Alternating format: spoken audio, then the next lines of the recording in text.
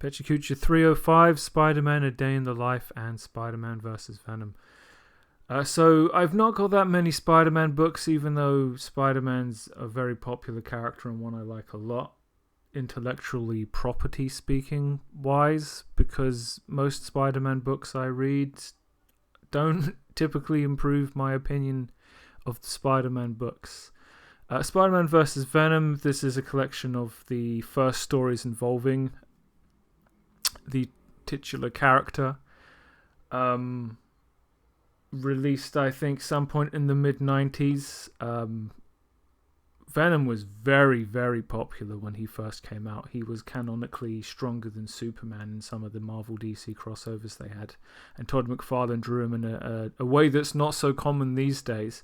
I enjoy the story. Eddie Brock as Venom terrorizes Peter Parker Spider-Man because he knows, who Spider-Man is under the mask. The action's great. Peter Parker's really up against it, fighting basically a stronger version of himself. It's difficult to regard Venom as Spider-Man's nemesis because he is a goofball in most depictions, but right at the start he was a legitimate dangerous threat. One of the things that permeates most Spider-Man books I read is that Peter Parker has no money, can't get no money, and can't keep no money. This is no different in this book. It's kind of one of the reasons I stay away from Spider-Man books. Peter Parker's a sweetheart. He's a great guy. He'd give you the shirt off his back. And, in most Spider-Man stories, typically, he can't pay the rent. Spider-Man: A Day in the Life is basically what you end up with when Peter Parker is forced to deal with the fact that he never gets any breaks ever. It's really a collection of stories written by Paul Jenkins where Peter Parker's suffering from depression, but has to keep being Spider-Man. He's got no money, he never gets a break, he's being ground down. The Chameleon pretends he's taken Spider-Man's wife hostage because he knows that Peter Parker is Spider-Man as well, but it turns out the Chameleon was holding a gun to his own head the whole time.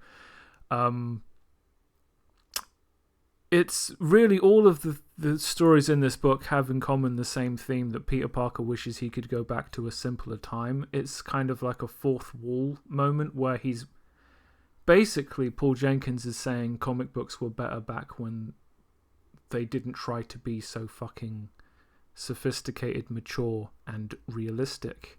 There's an interesting scene in this where Spider-Man stops a bank robbery without making a single joke. And at the end of this, you can see the dude with the shotgun who's just freaked out by Spider-Man not fucking... basically just Batmaning his way through this. I also, I'm continuing to watch TV, watching some strange movies to encourage me to stay off the video games. I watched another Hammer horror movie, To the Devil a Daughter, and I'm continuously underwhelmed. I'm getting a sense from movies from the 70s. They don't typically seem to end in the right place. Star Trek Into Darkness, the reboot version of, Here's Khan. It's got loud noises and bright lights. It's a movie. It's entertaining, but the second it finishes, you don't remember you watched it. Stakeland is basically if you take The Last of Us and make it a movie with a low budget. It's a post-apocalyptic survival horror where the people are the most dangerous of all. Much better than it has any right to be with the budget it has. I also caught the better part of Enter the Dragon, which, I like martial arts movies, and I like this movie, and I like this movie for the big things and the little things, but like most 70s movies, I'm starting to notice the pattern. They don't end where you think they would. There's usually no plot synopsis, catharsis, no wrap-up at the end of the movie. It just ends usually the second the immediate threat of the movie is dead. I caught the last hour of Apocalypse Now, and it's a rare thing for me to see a movie like this on TV. This is art. Why? Because it has something to say about the human condition. What? That's up to you, depending on your interpretation of the events. Back to movies, Shaun of the Dead. Funny comedy, excellent direction, excellent performances. Entertaining. And the director has a very unique visual style. that unfortunately plays out once you've seen it as many times as I have. I also saw it was billed as a zombie dystopia movie, but there's no fucking zombies in it. It's basically Mad Max if Mad Max was worse and set in Scotland.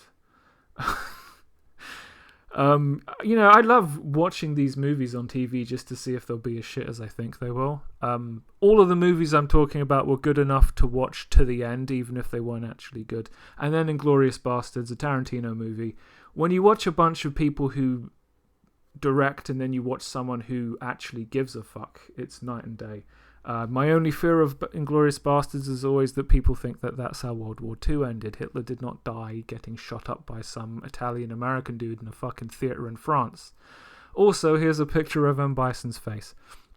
So I'm still predominantly spending my time ironing out details for my book, doing my Bisons. The Smiley Saturdays kind of petered out because I'm kind of reluctant to do Smiley shows as it stands.